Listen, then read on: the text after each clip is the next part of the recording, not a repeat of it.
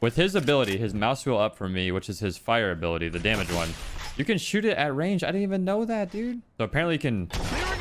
Bro, I didn't even know that. Imagine, hypothetically, this could happen a lot, right? Imagine someone plants the bomb right there. Behind the thing. And they're holding it. They're holding on the bomb site.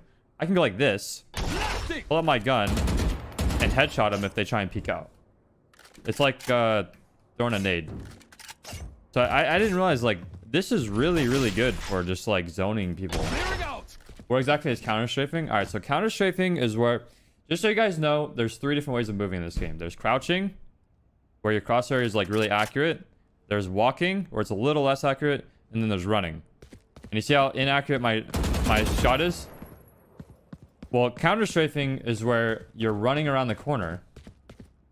Like, right? I'm running around the corner. But as soon as I go to shoot, I hit the opposite direction. So I'm sprinting to the right, shoot, hit left.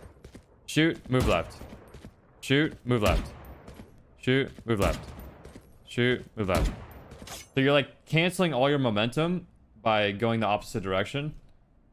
And your shot is completely accurate. So if someone is, for example, this is really, really important. If someone is holding this angle right here, like this, and he's ready for me to peek, it's much, much, much easier for him to shoot and kill me if I'm walking around the corner like this. But if I wide swing fast and then counter strafe, it's way harder for him to shoot me when I'm over here moving quick than it is for him to slowly, you know, for me to slowly walk around the corner and him predict me at this perfect angle. So when you're peeking corners in this game, counter strafing is one of the number one things you can learn. It's seriously, it's so important.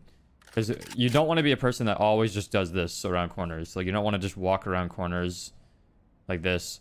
Like, sprinting around corner is really, really important because you can move a lot quicker. It makes it a lot harder for people to hit you. But you got to learn how to counter strafe so you can hit your first shot. You could also, like, add crouching into it.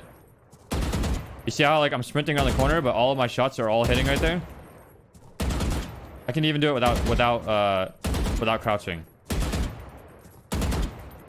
So if that was someone's head, even though I'm moving faster on the corner, it's still really accurate.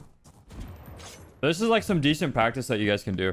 If you do want to practice on your own, what you should do is, like, especially if you want to practice counter strafing, just go around the maps and go to spots that are high playable spots. So this spot right here is very playable, right? Like, everyone starts at the beginning on defense here, and everyone on attack plays here.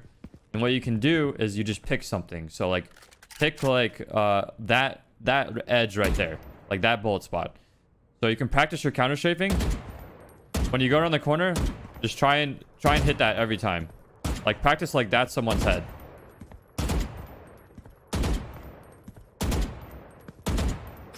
You can do the opposite. So, like, just randomly on the map, be like, all right, so I'm gonna shoot the left side of that frog's eye. That's what I want to hit. That's someone's head. So I'm counter strafing around the map. I'm gonna try and hit that every time. You can even, like, change your crosshair movement, but you always have that one spot you want to shoot at. So you can, like, do it up here. Let's just say hypothetically you're on attack, because you're going to be running into these situations a lot. If you're on attack, you want to peek this corner. Let's say that white little sign right there is someone's head. So you just want to practice, like,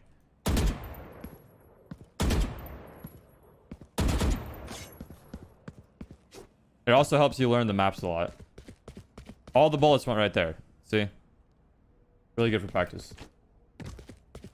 Who would stand there? It's not about who would stand there. It's about, like, you just picking a spot to aim at that you want to consistently shoot at. So, like, someone would stand right... someone could stand right here. I mean, someone would stand here. This is definitely a playable spot. When you're on defense, you have a couple different angles. On height, you can keep peeking like this. Shooting this little, like, sign is just like a spot for you to aim. Like, really, you'd be shooting right here, but, you know, it's just a spot that is not a person that you can aim at. That's probably, I think, if I were to give tips, like 2 very important tips to people in Valorant that are new to the game or just not very good. It's learn crosshair placement and it's learn counter strafing. Very, very important. Those two things. And what I mean by crosshair placement is whenever you watch a new player, what do they do when they run around, chat? They go like this. They walk around the corner and they're like this.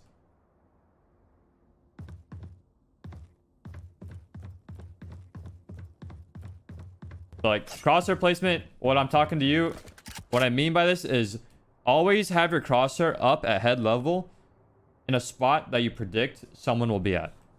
So when you're walking around the corner, just be like this. You know, upper level.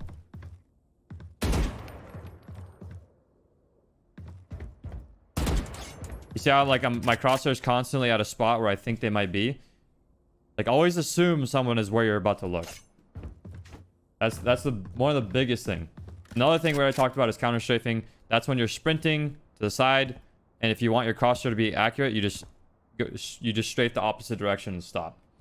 So it's like I'm moving to the right, I'm sprinting. I'm holding D to move to the right. If I want to stop and get my crosshair to shoot accurate, I'm just gonna let go of D and I'm gonna hit A. See?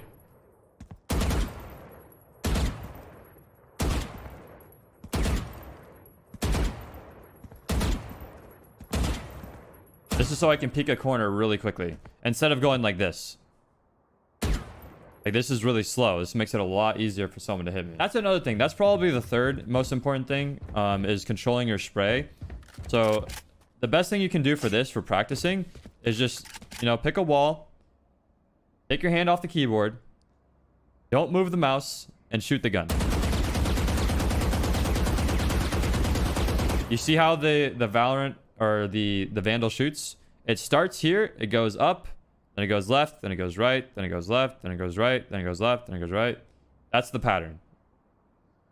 So what you want to do typically is you want to have your crosshair at head level, and then you pull down a little bit, and then after you shoot that much, you usually just let go. Like, you know, let's be real, you can't really control a left-right spray that accurate. Maybe you can get good enough to control it, maybe I'm just shitty, but I usually just control as much as possible to get that many shots off. So it's pretty easy, to be honest. You usually just pull down. For the most part, you just pull down. Maybe a little bit to the right. Let's see. Okay, so you pull down a little bit to the right. Because the first thing your spray does is it goes upward left. So if you pull down and then aim a little right, the shots that are supposed to go left, since you're pulling right, it'll still go center. So pull down a little bit, then pull a little bit to the right. And then stop shooting or whatever. If you have to keep shooting, then you keep pulling to the left. But it's hard to, if you overcompensate, if your shot starts going left and you're pulling left, then you're gonna go like this. You're gonna go like that. Because if it's going left already, then you pull left again, it's gonna be like that. It's all about countering the recoil control or spray pattern. I mean, do we crouch spray or does that matter? That's one of the things I'm not too sure, because like I didn't play CS. This is all information that I'm just picking up as I go, which is very important still. But I think crouch shooting is good, and I was told that crouch shooting it happens a lot, but I don't think it happens as much as you really think. Crouching is good for getting your crosshair to be your shots to be more accurate, because you're stopping your movement. It slows your movement. And you see, like, watch, let me show you. You see how, you see the black dots around my crosshair, right? That shows the inaccuracy of my shots. So if I'm standing still, this is my crosshair. My shots are pretty accurate. If I'm moving, that's my shots. If I'm crouching, that's my shots. You see how the difference between moving and crouch moving? It's a little bit more accurate. Just a little bit. So it helps a little bit. But I think a problem with crouching is that if, let's say you're fighting someone one-on-one and they go to aim at your body, like most gamers will, let's be real, like most gamers that play this game, they're going to aim at the body, because not everyone is a CSGO pro, not everyone's a Valorant pro, not everyone is insane at this game accuracy-wise. Most people aim for the body. So if you go to crouch, where's their crosshair going to be? If they're aiming at your body and you crouch, they're gonna shoot you in the fucking forehead. Is that you can't shoot while running, obviously. So what I was doing was I was just crouching. As soon as I saw someone, I was just crouching, because when you crouch, it slows your movement. It also makes your shots a little bit more accurate. Because look at the difference between this and this. You see the difference, how much more accurate it is? This is just random bullets, but this, a little bit more accurate. So at the very beginning level, like if you're just getting into the game, hitting crouch can help you a lot. All right, so watch what happens when I'm sprinting, I'm running. And now watch what happens when I'm walking. What was the difference, chat? What was the difference?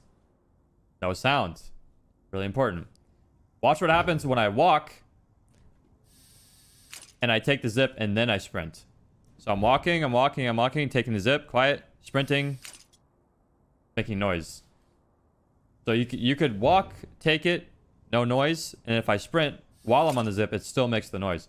This is really important because you don't want people to hear you sometimes when you're going up the zip. Let's say they planted the bomb and you're trying to get into A, and there's a guy playing here.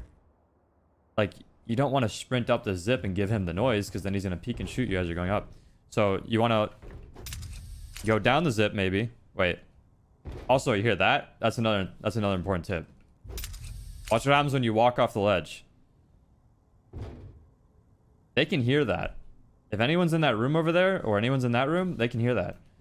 So what you can do is you walk, you take the zip down, you let go of it, you take the zip up, you let go of it. I made no noise.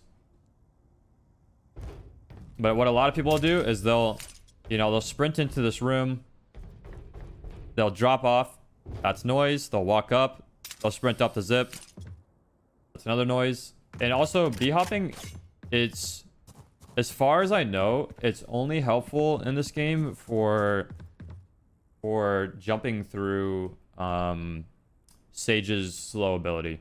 I think that's the primary thing for it.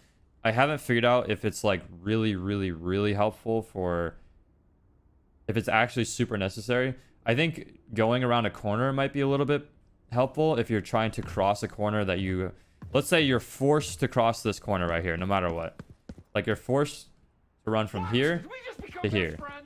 You know, instead of sprinting across, it might be harder for them if you b-hop, because it'll make your body a little bit harder to you know, get shot at or get hit or get headshot. So that is a benefit of b-hopping. But you can do that with spacebar. You don't have to have your keybind on mouse wheel. My flash is my left mouse click, and my stun is my other mouse click. And the reason I do this, I put all of my keybinds on my mouse like that, is because I'm not going to be shooting when I'm using my abilities. So it's no problem if I have to take my thumb off the side of my mouse to click an ability, or take my middle finger and use my mouse wheel, or use my index finger on my mouse wheel. It's fine. And I want to focus my keybinds on my keyboard with my left hand. This is my left hand, by the way. I have inverted camera. My keyboard hand, I want it to be only on movement. But my fingers are always on WASD. My pinky is on shift, so I can sprint whenever I want. And my thumb can either crouch or it can jump. And then my primary is Q, and my secondary is E, and my knife is C. How's that your left hand? I have an inverted camera too, so I have it showing the gameplay, towards the gameplay. This is my right hand. This is my left hand. My keyboard is over here. My mouse is right here. It's just inverted on the camera.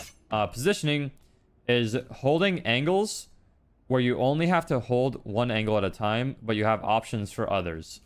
And what I mean by that is, let's go to the A bomb point. So let's say you are, you plant the bomb and you're right. You have the bomb right here, and you're holding near the point. There's a lot of different angles you can hold here. So this one is pretty good, because you can watch a lot of different stuff and you have cover behind this thing. Let's say a bad player after they plant the bomb, they'll hold like right they'll hold like right here. They'll hold like right here. So the reason this spot is really bad is because, yeah, you do have cover, but the problem is you can watch this, but you don't really have line of sight up here. So if someone just walks out of the window and walks up above you, like the only thing you can really do about it is constantly turn around and look up. But if you try and back up and peek it, you're open to die from there, you're open to die from there, or if someone's already out, then they can shoot you from different angles. So positioning is really important because you want to have spots that you can defend, but also not be vulnerable to other spots at the same time. So a strong spot, you know, this might not be the strongest spot, but this is just for an example. If you plant the bomb right here and you're holding this, you can kind of control that angle. You can control this angle. And whenever you're like going to support this angle, no one else can shoot you. If you want to move against the wall, you can re-peek right here and you can see that angle. And if you want to go over here, you can peek this. So that way, whatever angle you're peeking, you always have safety from the other angle. Like the only way someone's going to be able to kill you from one side or the other is if they peek like for like 4 seconds and move around a corner. And if you're constantly moving back and forth, they can't just like, you know, if they sprint, you're going to hear them. If they're walking, you're going to be able to time yourself well enough to where you can see them walking toward you. They can wallbang that. It's true. They can wallbang this. This is what I'm saying. This might not be the best spot. This is just an example I'm using to where you can control different angles without giving line of sight of other angles. You can also like wide swing like this. And also another movement tip. You move quicker with your knife, guys, than you move with your gun. You see how I move quicker with my knife than I move with my gun? This is important. Obviously, if you're running, if you're going across the map, you want to pull out your knife if no one is near you. Like if you know for sure that there's 4 people that are at B and they all planted the bomb and no one else is anywhere on the map, obviously I want to have my knife out and I want to be running to get to the other side of the point. Another thing is, if you're... Watch the mini-map right here, guys, at the top left. You see how I'm walking and you see my character and it shows like that little light in front of me? Whenever stuff is happening in that light, like if you see if a bomb is down and I'm looking at it, it'll show that on the minimap. It'll show the bomb. If I'm not looking at the bomb, if I'm looking at the wall, it won't show the bomb. So if I peek, it'll show the bomb. If it's down on the minimap, now it won't. So my teammates can't see it. But that's the tip I was trying to get to, is that watch what happens when I sprint. Look at the minimap. Do you guys see the little circle on the minimap? What do you guys think that means? This is the sound of how far someone can hear you when you're running.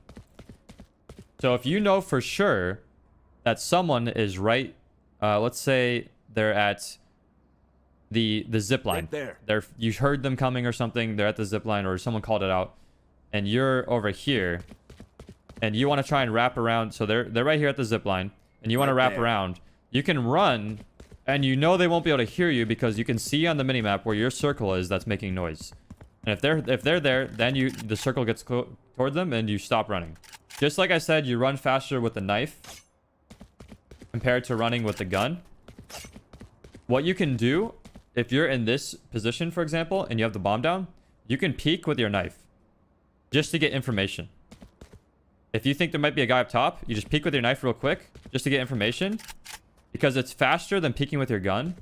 And if he's like watching right here and he's trying to shoot you, if you peek with your knife, you're not trying to shoot him back. All you're trying to do is get information. You just go like this, just to get information. If you know he's there, then maybe you can consider doing like a counter-strike peek to shoot him. But remember, information is king. Information is always the most important thing in competitive play.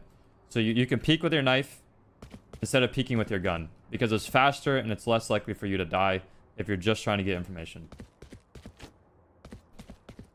Do we need to 180 and one swipe in VALORANT? You do.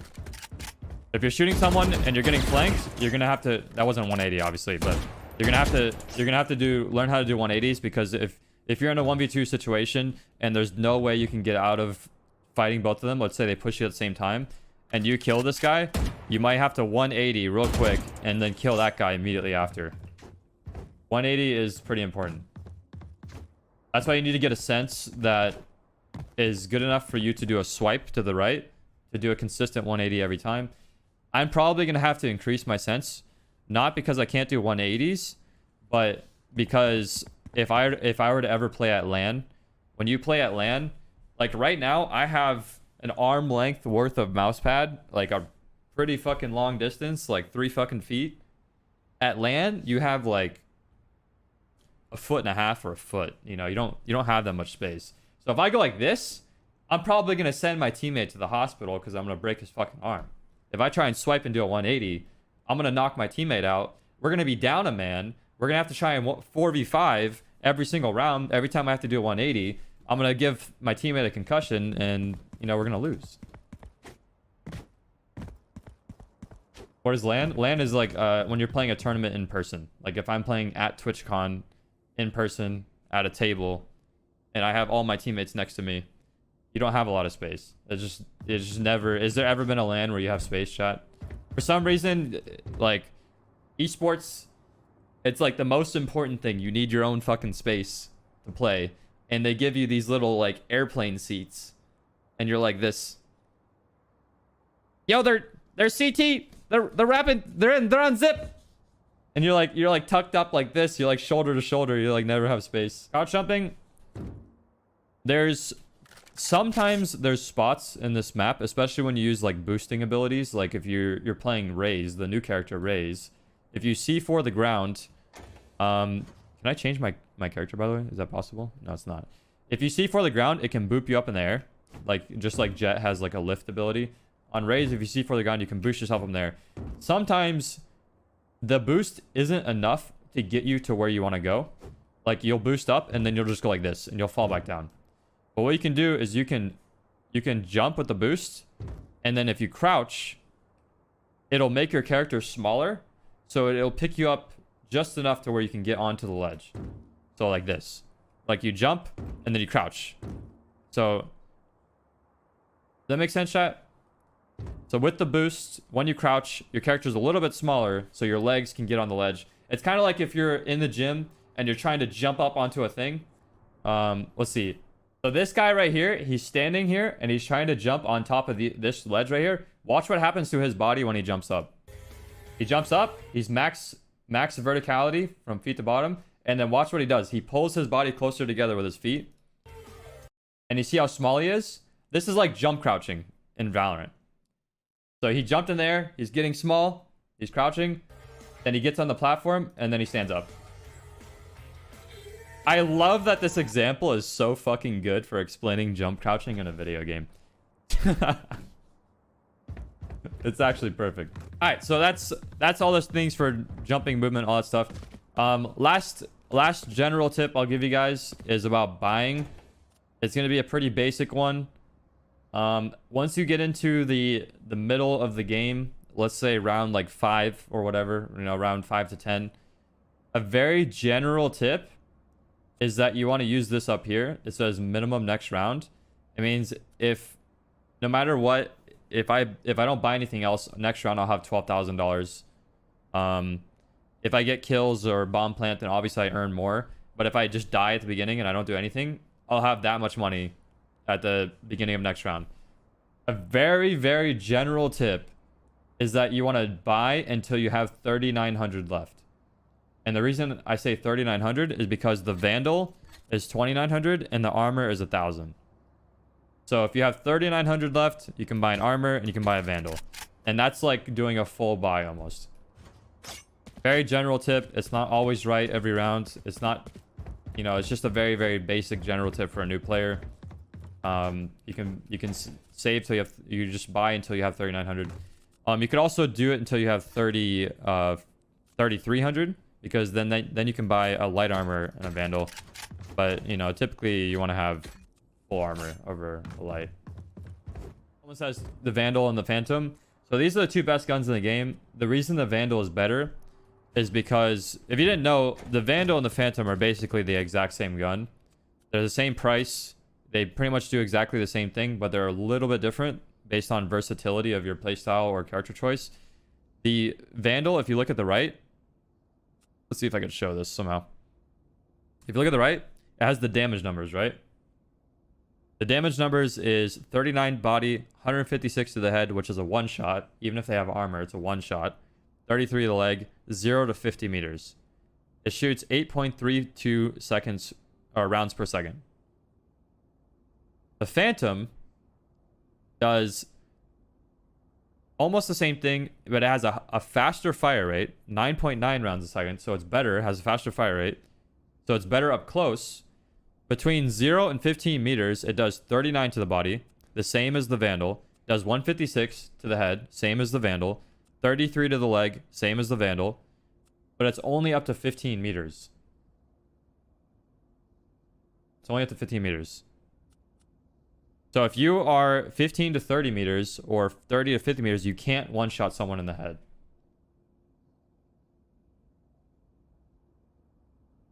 Alt fire? Oh, that's oh, my bad. Yeah, I read the wrong thing. So like the fire rate of the Phantom is 11 rounds per second for primary fire, 9.25 for the Vandal. The point is, the Phantom shoots quicker. It has a faster fire rate, and it does the same amount of damage, 0 to 15 meters. So the Phantom is strictly better than the Vandal, up to 15 meters. It's just better. There's no other way to, compare it. It even has a higher magazine capacity. It has 30 bullets instead of 25. But once you get to 16 to 50 meters, that's when the Vandal is typically better, because the Vandal can one-shot people.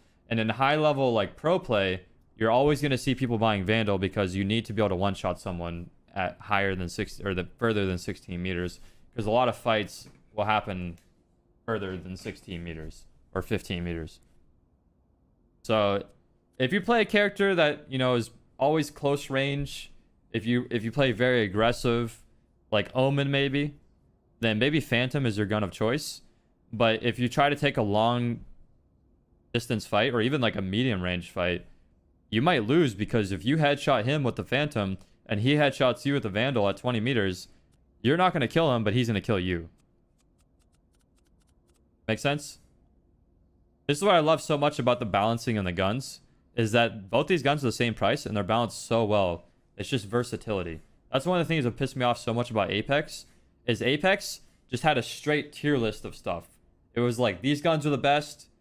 Then depending on which gun you picked up, it was just worse and worse and worse and worse. It was never like, oh, this gun's good for this situation and this gun's good for this situation.